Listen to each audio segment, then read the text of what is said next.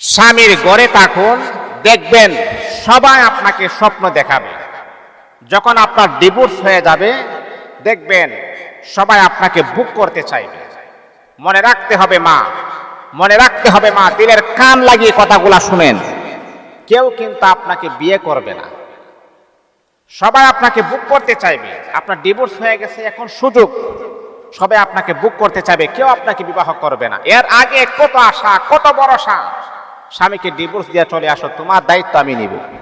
মনে রাখতে হবে 20 মিনিটের দায়িত্ব সবাই নিতে পারে, সারা জীবনের দায়িত্ব কোনো পুরুষ নিতে পারে না, একমাত্র স্বামী ছাড়া।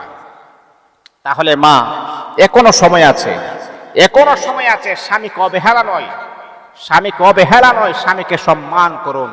স্বামী যখন আপনার পাশে থাকবে না, তখন আপনি বুঝতে পারবেন না, হারে স্বামী পাশে থাকাটাই যে কত বড় একটা নিয়ামতের বিষয়। স্বামী যখন আপনার পাশে আছে, কেউ আপনাকে কথা বললে হুশ করে কথা বলতে হবে।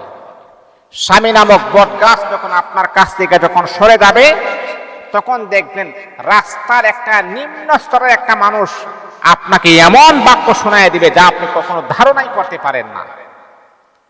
একদম নিচের লেভেলের মানুষ, যারা আপনার দিকে তাকালে তারা তরতর করে কাঁপতে শুরু করতো, তারাই তখন আপনাকে কথা শোনাবে। তখন আপনি কার কাছে যাবেন? তখন আপনি হারে হারে বুঝতে পারবেন যে স্বামী নামক মহা নিয়ামত যে আমার পাশে নাই। ওই সময় আফসোস করলে আর কোনো কাজ হবে না। এই জন্য মা, ডিভোর্স দেওয়ার আগে 100 বার আপনি চিন্তা করুন, 100 বার আপনি ভাবুন আপনি কাকে